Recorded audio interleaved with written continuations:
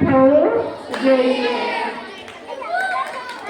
સરસ, very good. પણ આજે મયુરીબેનના છોકરાઓ જે પસંદ હતું ને એમને છોકરાઓ નીકળ્યા છે મયુરીબેન જે આગળ ઉભા રાખવા જેવા હતા, કારણ કે એટલા સ્ટ્રીટ પાછા.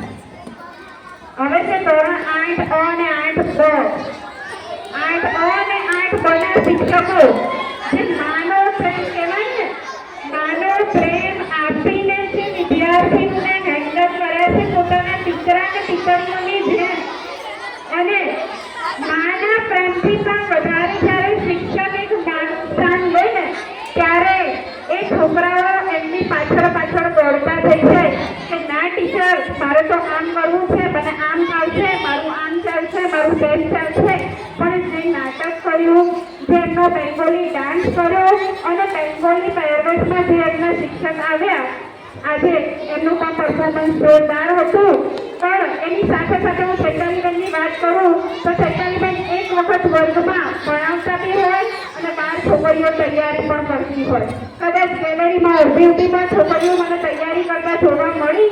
સિલેબસ કદાચ બાકી બી રહી ગયો હોય, પણ 31 એટલે કે 31 ડિસેમ્બરનો પ્રોગ્રામ પહેલો છે અને પહેલી તૈયારી જ કરાવવી છે એવું મગજમાંથી ચૈતાલીબેને ઠાની લીધું હતું.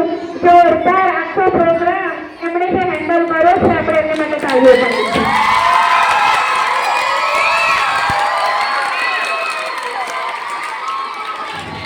હવે આપણે બાકી વાત કરીએ તો રહ્યા મારા 3, એક સુરેશભાઈ, એક હેમાંશીબેન અને એક દીપિકાબેન. આ 3 મારા એટલા માટે કહું છું કે બાકી બધા તો મારા જ છે, પણ બીજા બધા ક્લાસમાં જાય તો મારું કોઈ હોતું નથી. આ 3 જ હોય છે. એટલે કહું છું કે 3ને જેમ દોડાવું ને એમ દોડે. હેમાંશીબેનને કહું કોમ્પ્યુટરમાં જાઓ તો કોમ્પ્યુટરમાં જાય, સુરેશભાઈ વ્યવસ્થા અને દીપિકાબેનનો ઓલ એન્ડ સોલ.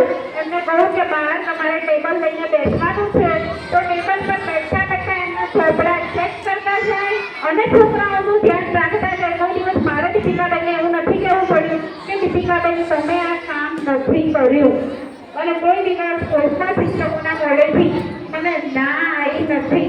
બરાબર? અને હું તો એની આશા રાખું છું કે નવું વર્ષ છે અને તમારા બધાની જો લાગણી આવી જ રહેશે તો તેના માટે હું એક પંક્તિ કહેવા માંગીશ કે લાગણીનું એક ફૂલ ખીલ્યું છે, લાગણીનું એક ફૂલ ખીલ્યું છે, એ જ તો અમારો આધાર છે. ઉત્સવોની રાહ અમે કદી જોતા નથી, ઉત્સવોની રાહ અમે કદી જોતા નથી. તમે મળો, સાથે રહો, સાથે કામ કરો અને સંપીને રહો, એ જ અમારા માટે તહેવાર છે.